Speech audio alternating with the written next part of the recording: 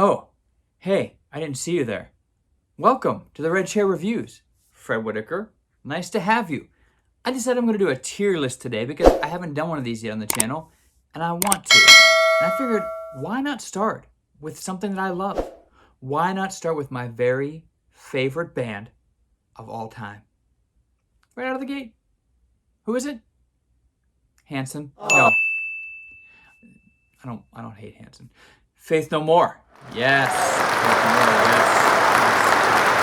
The amazing alt-rock, metal, funk-influenced, thrash metal-influenced. They can do anything. From the Bay Area, I started clinging to in the late 80s, early 90s. I was probably 14, 13. And here I am 30 years later, and I still love this band so very, very much. I never tire of their music or the influence that it's had on so many other bands. So I'm going to rate their albums from S, which is supremely awesome, to F, which means fugly. No, it just means an F. It's just a failure. It sucks. Quick little preview. None of Faith No More's albums are an F for me, just to let you know. And I'll explain why. So let's rank these albums. We have several Faith No More records to go through, so let's talk about them. The first album came out in 1985, and it is We Care a Lot. You may have not seen this record when the band was finding a lot of fame early on because it kind of was printed on cassettes and things, and then it was gone. It really wasn't available for very long. So when this came out in 1985, the band got a little bit of swelling, the ground swelling, but they hadn't blown up. They weren't going to get huge from this record, of course. But this is the band finding their sound. Singer Chuck Mosley is, by many accounts, an acquired taste. It took me a while to kind of get used to Chuck. I definitely have always preferred Mike's vocal stylings quite a bit more, as I think most Faith No More fans do. But I will say that Chuck has some very charming qualities and things about him that I do love about his vocal performance. Not a lot of them on this particular version. This does have some cool songs. It's the first recorded version of We Care a Lot, which is a cool tune. I do enjoy Mark Bowen. I think that's a cool song. I got to see them perform that with him in 2015 in Detroit, and that was really a thrill. You see Arabian Disco on this record as well. But for me, my favorite Faith No More song of all time is actually on here with Chuck Mosley performing that, and that is As the Worm Turns. In your room with the lights turned out and you don't answer the door. So, is this a great record? No. Is it a good record? Yeah, but if this was the only album the Faith No More had put out, they definitely wouldn't be anywhere near a list of my favorite bands, that's for sure. So if I'm going to rank this, I'm going to say this is an average album, and I'm going to give it a C. Next, we see the band starting to really sharpen their sound. They still have Chuck Mosley in the band, and they put out this album, Introduce Yourself. This album would gain major traction because of their first pretty decent hit, where they took We Care a Lot, they recorded it with more topical vocals, they kind of did a re-recording of it, and that really kind of took off. People started to notice them because of the song We Care a Lot. The other album was actually so hard to find that many people considered this to be their debut for a long time. It's not really technically their debut, but even the band kind of called this their debut for a while. So does this album have any substance besides We Care a Lot? Most definitely. If I'm going to pick a couple tunes, I would have to say that Anne's song is very charming. Pretty cool music video. It's stuck in time. It's not really a video that's translated well in modern times, but still a really cool video. If I'm going to pick one song for this that you should go check out, it's without a doubt the Crab song. It's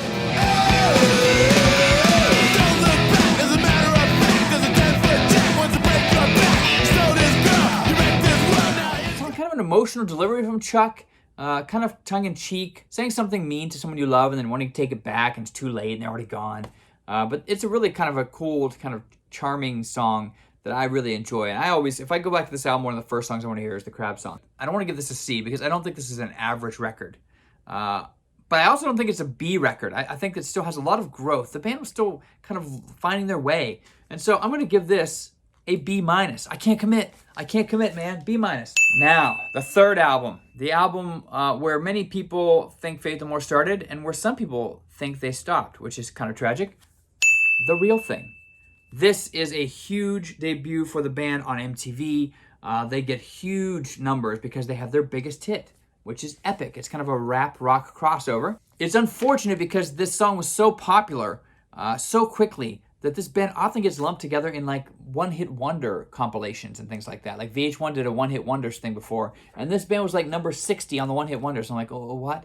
That makes no sense because the band did so many amazing things after this album, such a deep discography that it's really sad to see them be lumped together because of the acceptance of one song. If you like Korn points to this album and the next one after this as two of their most influential records. They said that this album really changed the way they thought about music. So if you haven't heard The Real Thing, you really need to check it out. What song should you listen to? Well, there's so many. Besides Epic, Falling to Pieces was a pretty big hit for them. There was a Flopping Fish, caused a big controversy back in the day. There's a Thrasher, a Rager, Surprise You're Dead, which is pretty awesome. A solid cover of Black Sabbath's War Pigs is actually on here as well.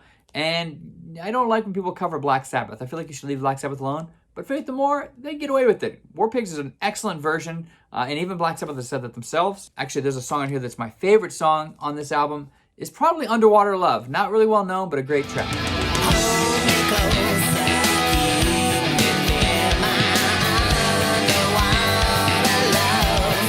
This is not my favorite Faith No More album right now. I'm gonna ruin it for you. This is not my favorite, but it is an excellent album, and this is all the way an A record.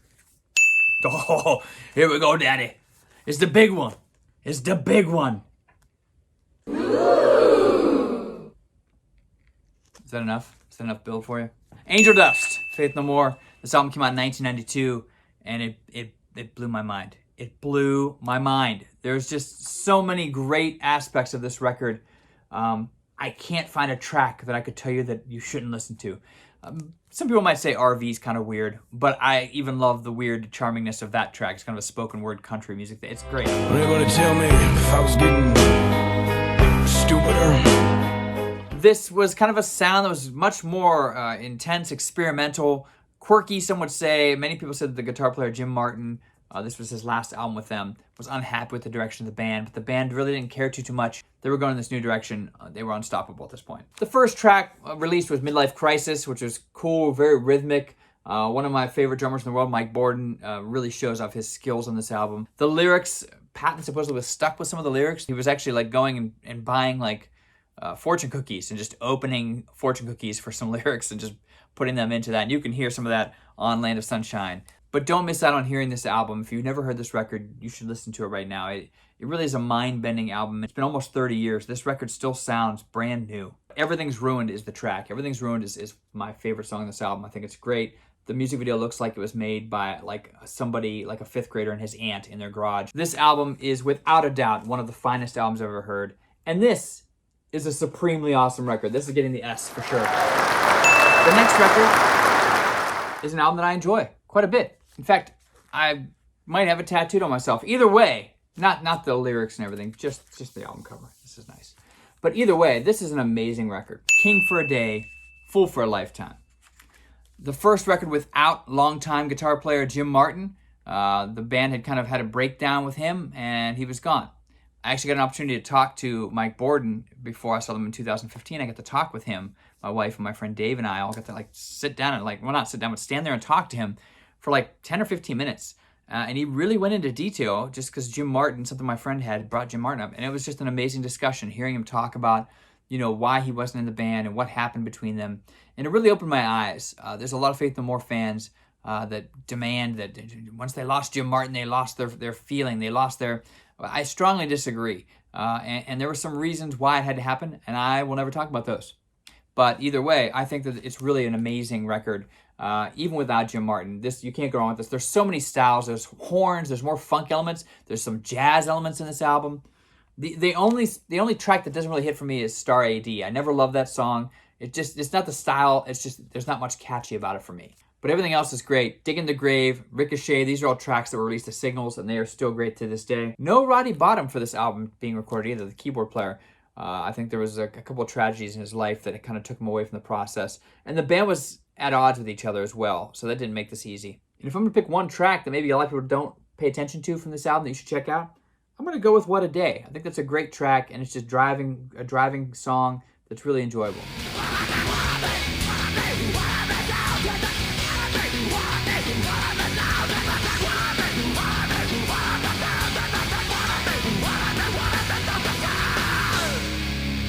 This record is not perfect, but it's still really, really good. There's very little weak material on here. Like I said, Star AD is the only misstep in my opinion. So I'm going to give this a record an A as well.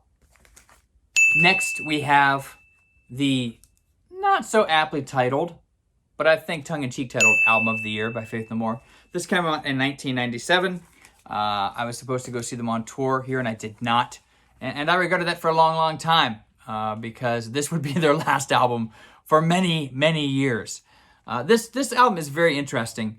It's got some really cool ambiance. This is the most ambient of the Faith No More records, I think. I think they play with noise and space a lot in this record. They've never been a band to kind of sit back and do the same thing, and they took a lot of chances on this record as well. I don't think the band was particularly getting along with each other at this point, which sometimes helped nurture their sound, but here it may have hindered it at times. Collision is a great song. Strip Search has an amazing video, and it's also a great song. Very stylistic, very cool, different. I think Ashes to Ashes is also a standout track from this. But this is not a wonderful Faith No More record. It's good. It's got a lot of bright moments, but I also think that it's got a little bit of filler in it from time to time. So I'm going to say this record ranks as a B. After 18 years of no Faith No More records, I'd pretty much given up. And all of a sudden, the glimmer of hope. You hear that they're playing shows together. They're playing some festivals together. They're talking again. This is all great stuff if you're a Faith No More fan. But there would certainly not be a new album, would there? Yes! Soul Invictus, 2015. And I really do enjoy this record quite a bit. I don't think that this is going to be one that people are going to say is a classic Faith No More record. They certainly weren't trying to sell it as they released their first single, which was called Mother.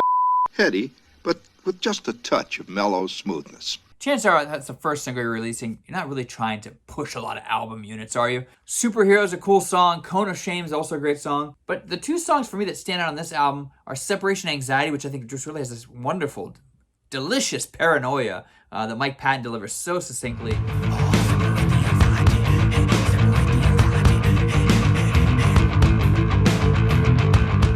And then Matador, which is also an amazing Faith No More track. And that's one that I would like to see them continue to play live if they ever tour again. Will rise from the killing floor. This is not on the level of an Angel Dust, and it's not on the level of King for a Day, and it's not on the level of a Real Thing, but it's a really solid album. So once again, I'm going to go with a B as my letter grade for Soul Invictus. And that's it. I was supposed to see them open for Korn recently. And then COVID, and so no Faith No More, no Faith No More Korn show. No, it didn't happen. But that's okay. Maybe someday in the future, or maybe not. Patton is very busy. He's doing some new Dead Cross stuff. He's doing some Tomahawk. He released that Mr. Bungle demo album this year again. So he's very busy. He's got his record label. He doesn't seem like he's in too big of a hurry to get back to Faith No More. And I'm not sure if the band necessarily disagrees with that sentiment either. So, are we going to see another Faith No More album? I certainly hope so. So what do you think? Do you agree? Do you disagree? I gotta know. Tell me in the comments. Tell me what songs I missed, what albums I missed. Are there maybe some albums that I rank very high that you think are not that great? Or maybe some that I have low that you're incensed. How could you? You're supposed to be a fan. Ah! But either way, I'd like to hear from you, so please tell me. I hope you enjoyed this tier list, and if you disagree, that's cool because that's just like my opinion, man.